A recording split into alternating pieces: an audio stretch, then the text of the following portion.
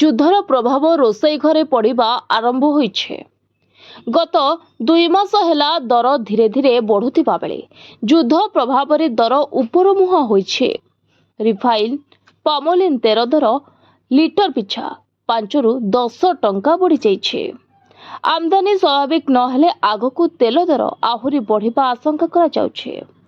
ମଧ୍ୟପ୍ରାଚ୍ୟ ଯୁଦ୍ଧକୁ ନେଇ ଯାହା ଆଶଙ୍କା କରାଯାଉଥିଲା ତାହା ହିଁ ହୋଇଛି।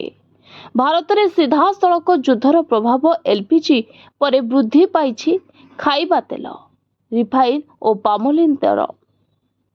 ଗତ ସପ୍ତାହରେ ରିଫାଇନ୍ ତେଲ ଲିଟର 160 ଟଙ୍କାରେ ବିକ୍ରି ହେଉଥିବା ବେଳେ ଏବେ 170 ଟଙ୍କାରେ ପହଞ୍ଚିଛି।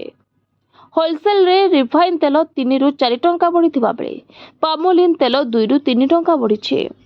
ଖୁଚୁରାରେ ରିଫାଇନ୍ ଲିଟର ପିଛା 8ରୁ 10 ଟଙ୍କା ବଢ଼ିଥିବା ବେଳେ ପାମୋଲିନ୍ 5ରୁ 6 ଟଙ୍କା ବଢ଼ିଯାଇଛି। ବଜାରରେ ରିଫାଇନ୍ ତେଲର 40ରୁ 50% ଅଭାବର ଦର ବୃଦ୍ଧି ପଛର ମୁଖ୍ୟ କାରଣ ବୋଲି କୁହାଯାଉଛି। ରିଫାଇନ୍ ତେଲ ମାଲେସିଆ, ସିଙ୍ଗାପୁର ଆଦିରୁ ଆସୁଥିବା ବେଳେ ପାମୋଲିନ୍ ତେଲ ଇଣ୍ଡୋନେସିଆରୁ ଆସିଥାଏ। ମଧ୍ୟପ୍ରାଚ୍ୟ ଯୁଦ୍ଧ ଯୋଗୁଁ ଆମଦାନୀ ପ୍ରଭାବିତ ହୋଇଛି। ଓଡ଼ିଶା ବଜାରରେ ଦୈନିକ 1000ରୁ 1200 ଟନ୍ ରିଫାଇନ୍ ଓ ପାମୋଲିନ୍ ତେଲର ଆବଶ୍ୟକତା ରହିଛି। ବର୍ତ୍ତମାନ 15 ଦିନ ପାଇଁ ଓଡ଼ିଶାରେ ମହଜୁଦ ଅଛି। ଅନ୍ୟପଟେ ଦର ବଢ଼ିବା ଭୟରେ ଚାହିଦା ବୃଦ୍ଧି ପାଇଛି। ଖାଇବା ତେଲ ଦର ବୃଦ୍ଧିର ପ୍ରଭାବ ହାଣ୍ଡିଶାଳ ଠାରୁ ଆରମ୍ଭ କରି ହୋଟେଲ, ରେଷ୍ଟୁରାଣ୍ଟ ବ୍ୟବସାୟୀଙ୍କ ଉପରେ ମଧ୍ୟ ପଡ଼ିଛି।